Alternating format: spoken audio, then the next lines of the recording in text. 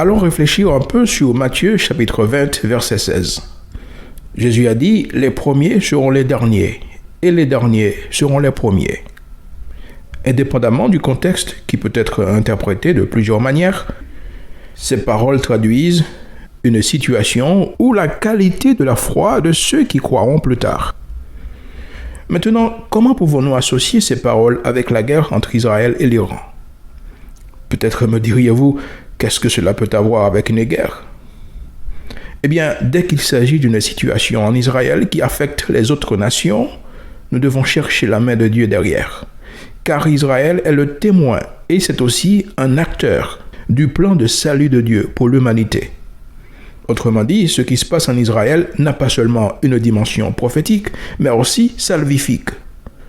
Ce qui se passe en Israël et en Iran n'est pas uniquement un théâtre de destruction ou de mort, mais aussi une manœuvre de rédemption de Dieu. L'objectif principal de Dieu, dans son traitement avec l'humanité, c'est le salut de l'homme. Si vous venez à Jésus-Christ, vous pouvez venir avec tous vos besoins et toutes vos aspirations, mais comprenez bien que le but suprême de Dieu est votre salut. Vous me demandez peut-être qu'est-ce qu'une guerre peut avoir de salvifique quand les gens tombent et meurent sous les bombes. Eh bien, dans la perspective de Dieu, la souffrance n'est pas toujours une punition. Parfois, c'est une stratégie de Dieu, un moyen de fixer le cœur et les amener totalement à lui. Ainsi donc, nous verrons qu'à l'issue de cette guerre, il y aura un réveil religieux parmi les Juifs qui, avant, ne donnaient pas d'importance à leur religion, qui ne lisaient pas le Torah et qui s'en foutaient de leur héritage religieux. Ce réveil spirituel ne se produira pas seulement en Israël, mais aussi parmi les pays musulmans.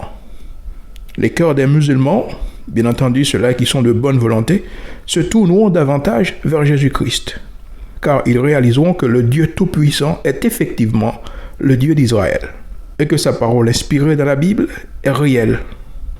Pendant ce temps, que se passe-t-il chez nous, dans les pays qui ont été traditionnellement chrétiens? N'ont-ils pas abandonné le christianisme?